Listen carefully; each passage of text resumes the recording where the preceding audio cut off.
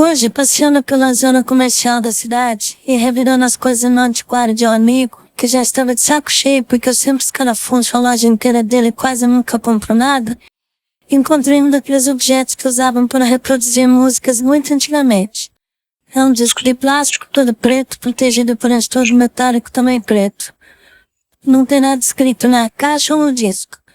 Já vi e ouvi objetos como esses anteriormente no Museu de Antigas Mídias, mas fiquei muito intrigado por não ter nada escrito nos rótulos do disco, nem imagens ou informações no estojo. Os que vi antes vêm acondicionados em envelopes de cartão grosso. Tem informações tanto nos envelopes, normalmente muito coloridos, quanto nos rótulos. Muitas vezes trazem folhas de papel à parte com mais informações e imagens. O objeto está em perfeito estado. Então comprei por uma pequena fortuna. O Museu de Antigas Mídias tem uns aparelhos onde são reproduzidos estes objetos.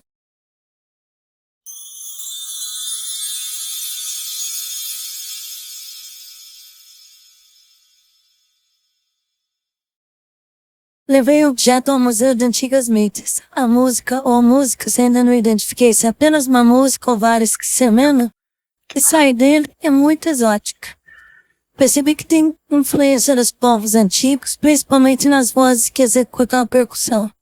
Mas tem muitas coisas que percebi têm origem nas outras ex-colônias, inclusive as de Além-Mar, e também na antiga metrópole. As músicas não têm letras, as vozes humanas trabalham como se fossem instrumentos. Pelo que conversei no museu sobre esse tipo de objeto, foi produzido na segunda metade do século XX. Fiquei bastante intrigada. Vou procurar um aparelho de reprodução para comprar e poder escutar com calma o objeto em casa.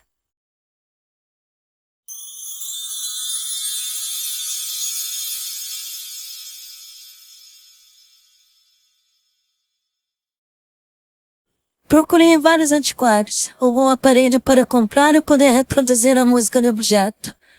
É muito raro surgir algum aparelho para isso. Também não há demanda. Então, mesmo que aparecesse algum, dificilmente compraria um para pôr à venda. Voltei ao museu, onde eu vi novamente o objeto, e o rapaz simpaticíssimo que trabalha lá me indicou um sítio onde eu posso encontrar esquema de como funciona o aparelho reprodutor. Pelo que eu ouvi do objeto, me parece mais uma música só, com muitas variações. Não dá para localizar entre os vários segmentos uma interrupção ou uma mudança drástica que permitisse dizer que a partir daquele ponto é uma nova música. No entanto, cada variação ou segmento evoca sensações e sentimentos diferentes, embora a tristeza seja uma constante nos dois lados do objeto.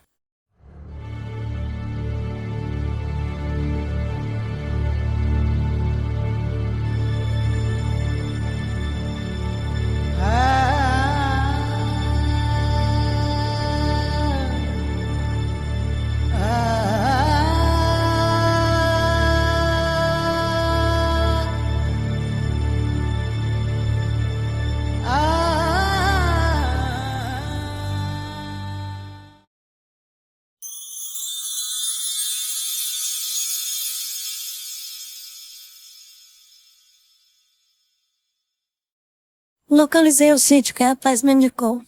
Pelo visto, há basicamente dois tipos de aparelhos. Um que faz a leitura laser, que descartei porque seria impossível encontrar as placas eletrônicas necessárias para fazer funcionar o aparelho que encontrasse e demandasse conserto. Para imprimi-las em um impressor de circuitos seriam necessários os esquemas de circuitos, mas não achei nenhum sítio onde eu pudesse prospectá-los. E menos ainda os programas que precisariam ser gravados nos objetos para tais circuitos. Outro tipo funciona de forma muito rudimentar, com mecanismos muito simples e uns poucos componentes eletrônicos facilmente imprimíveis. Mas apresenta uma dificuldade. Usa uma agulha de diamante.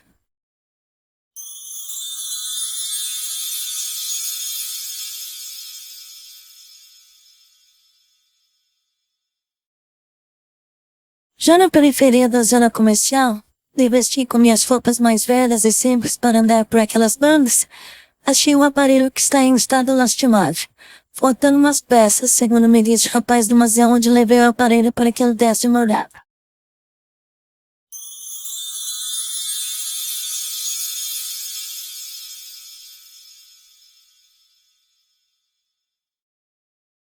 Levei o aparelho e um café, onde semanalmente se encontram os maluquinhos que consertam aparelhos antigos. Um velho que faz parte do grupo adorou a ideia de reconstruir o aparelho. Ele fez uma lista das peças que precisa comprar e onde encontrar. A maioria dos lugares é fora da zona segura. Ele avisou que vou ter muita dificuldade em conseguir a agulha de diamante.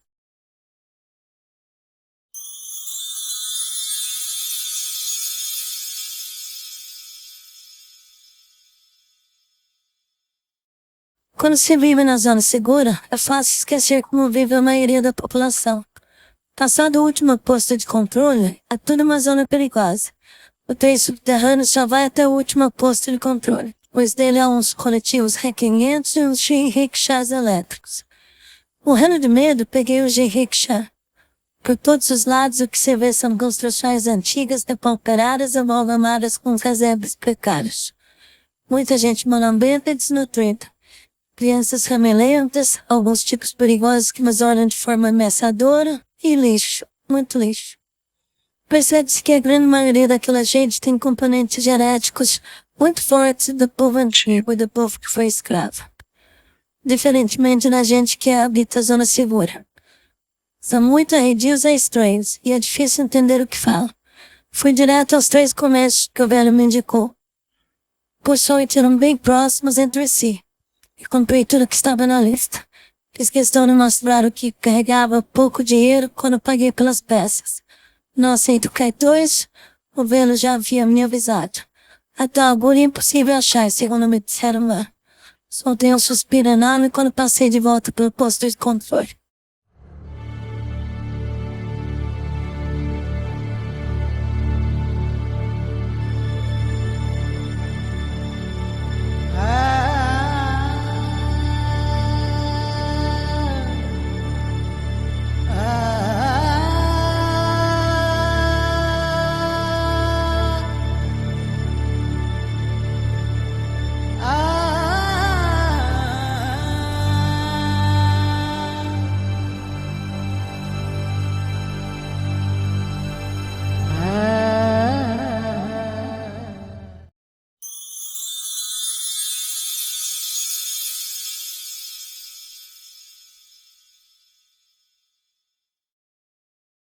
No domingo, quando os maluquinhos que consertam tudo se encontram no café, levei as peças e o aparelho para o pé.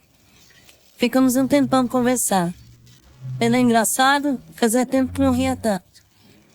Tirando o fato de ele ser velho, não parece um velho.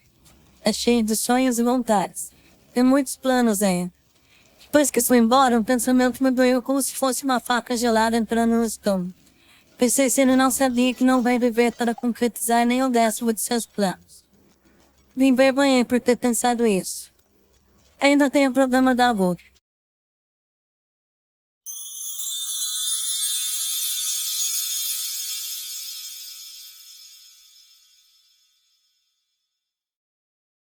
Fui ao museu para conversar com o rapaz de lá sobre como conseguir uma agulha. Acho que ele gosta de mim. Pediu que eu esperasse e foi até algum lugar de onde trouxe uma caixa cheia de agulhas. Viu pela foto que mostrei na cápsula do aparelho qual modelo que serviria.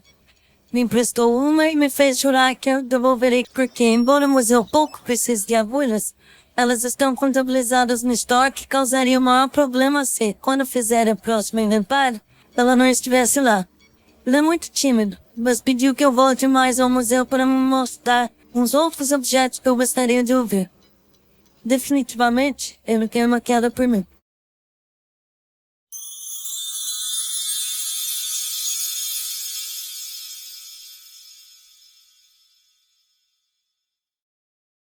Tudo pronto, incluindo um adaptador. Conforme combinei com o velho, fui buscar o aparelho na casa dele. Levei a agulha para testar tudo e o objeto para ele escutar. Fiquei meio preocupado no caminho, pensando se o velho não seria um sacana e estaria querendo algo mais comigo. Não tinha nada disso e acabei ficando envergonhada por pensar isso dele. Foi muito gentil. A esposa estava por lá e serviu chá, nos deixando a sós para escutar a música. Ele ouviu tudo em silêncio. Ficou um tanto perturbado. Disse, gracejando com um sorriso meio amarelo, que aquela música não era muito apropriada para jovens. Quando me despedi, pediu que não ficasse escutando aquilo por muito tempo. Achei comoventemente paternal.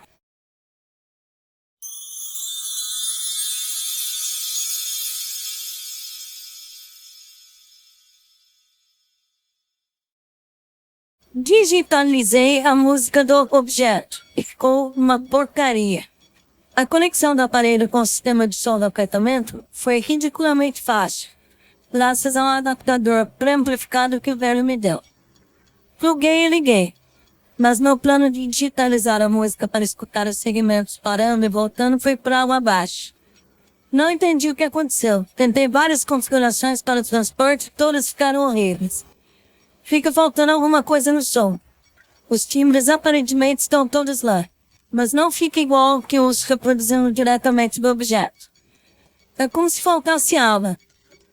As evocações não aparecem com a mesma intensidade.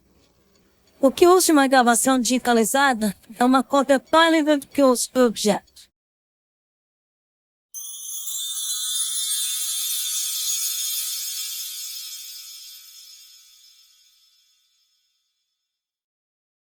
Desisti de tentar entender o que aconteceu com as digitalizações. Parei de escutá-las. Estou ouvindo direto do objeto. Passei quase o final de semana todo ouvindo. Fiz outras coisas, dei uma saída na noite de sábado com umas amigas, tomamos umas, demos boas risadas. Mas no final da noite fiquei ansiosa para voltar a escutar o objeto. No domingo à tarde dei uma volta pelo kart. Aproveitei para ficar um pouco deitada na grama, iluminada pelo final do sol de outono. Vi um pouco, e meio a todas aquelas cores tristes que só o outono tem. Quando começou a esfriar, me veio novamente a ansiedade para ouvir o objeto. É possível alguém sentir saudades de uma música?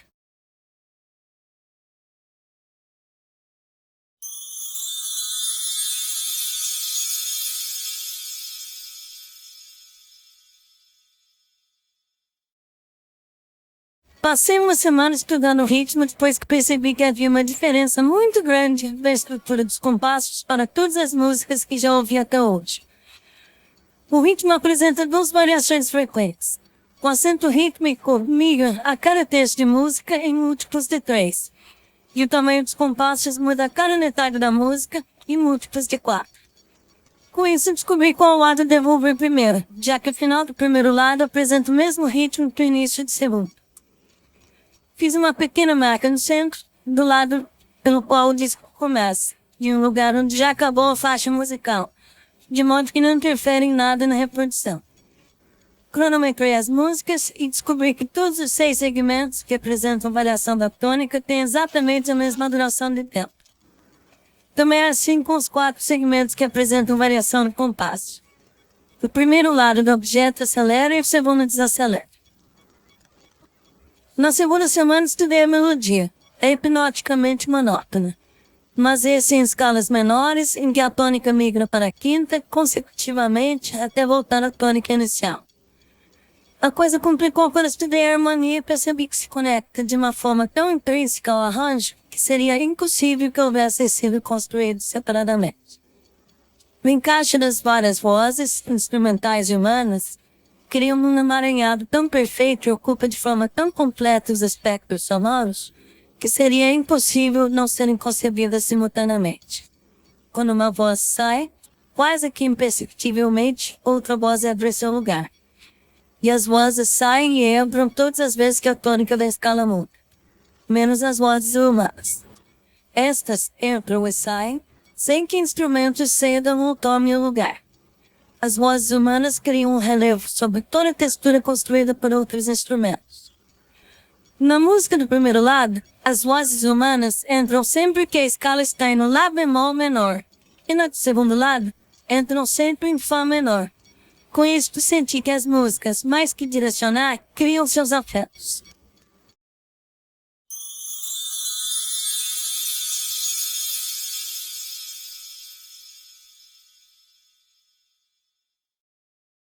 Não acho que estou chegando a nada importante no estudo da forma, a não ser a sensação de que é estranho demais.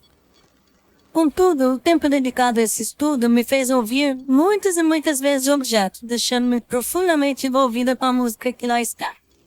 O que agora está sendo mais importante para mim é a sequência de emoções que a música do objeto me provoca. Quase que posso ver imagens saindo do aparelho. Cores e formas se insinuam e montam sequências.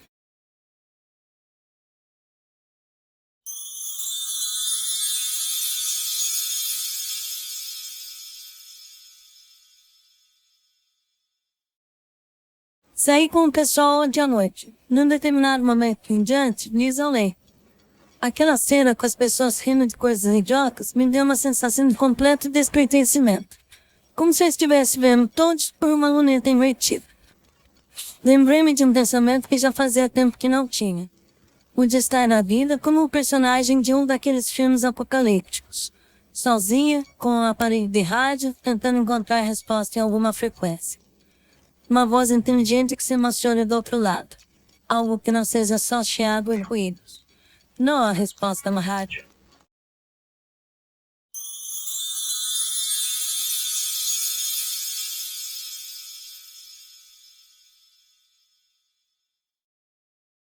O conjunto todo composto pela música me causa a sensação de uma ópera sem libreto. É como se eu ouvisse uma história que alguém me contasse sem usar palavras. Em alguns momentos, quase posso ver a história e as histórias dentro da história. Evoca muitas emoções. Por vezes, sinto-me como se fosse um cavalo que a música incorporasse para transmitir sentimentos que foram de outras pessoas. Em algumas passagens, chego a sentir frio. Em outras, medo. Existe uma continuidade na sequência de emoções evocadas pelos vários segmentos da música. Passo de uma emoção a outra sem ruptura. Às vezes, sem perceber que mudou o ânimo em que me encontro.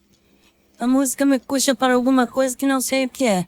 Eu sinto-me como amarrada e impedida de penetrar por este algo indecifrado e quase incompreensível.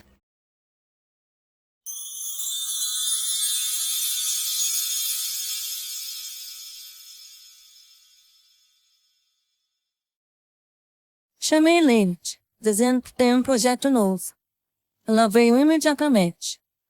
Contei a ela sobre o artefato e as sensações que tenho quando escuto a música que sai dele. Ficou muito interessada, mas, quando eu coloquei o objeto para tocar, tornou-se inquieta, até perturbada, e pediu, ou melhor, ordenou, que eu parasse a música. Perguntei-lhe o que aconteceu, ao que respondeu que estava entrando em uma espécie de transe, mas que não se sente bem em estados alterados de consciência. Eu lhe disse que quero desenvolver um estudo sobre a música do objeto, e que havia pensado em escutarmos juntas, em sessões específicas para isso, e depois compararmos nossas percepções. Ela se recusou a participar, dizendo que a primeira experiência já havia sido desconfortável. Insisti em pedir sua participação, explicando que ela é a única pessoa com quem tenho tal afinidade intelectual que me permitiria discutir as experiências. Brincando, me chamou de arrogante. Mas sabe que não é por arrogância. Que conheço muita gente mais erudita que eu, mas também sabe que a afinidade intelectual tenho com poucas. E a diferença entre a intensidade da afinidade que tenho com Lynette e a afinidade que tenho com estas outras poucas é gigantesca. No entanto, se dispôs a me ajudar de outra forma. Diz que poderíamos conversar depois das audições que eu faça, o que ajudaria a estruturar minhas percepções sobre o que eu ouvi e senti. Conversamos muito sobre como poderíamos estruturar o projeto e chegamos a um formato. Farei audições e, a cada audição, escreverei sobre a experiência. Ela lerá e depois disso conversaremos, de modo que a conversa não contamine minhas percepções e lembranças quando eu escrever. Gravaremos estas conversas para discussões posteriores, que faremos quando chegar um tempo em que eu não perceba mais novidade pelas audições, quando então discutiremos o todo das experiências, procurando uma visão maior sobre o objeto, a música e a razão dos mesmos. Entretanto, antes que tenhamos encontrado este momento, evitaremos ouvir estas gravações para que não contaminem as novas audições. Pelo mesmo motivo, até então, não relerei meus relatos sobre as audições.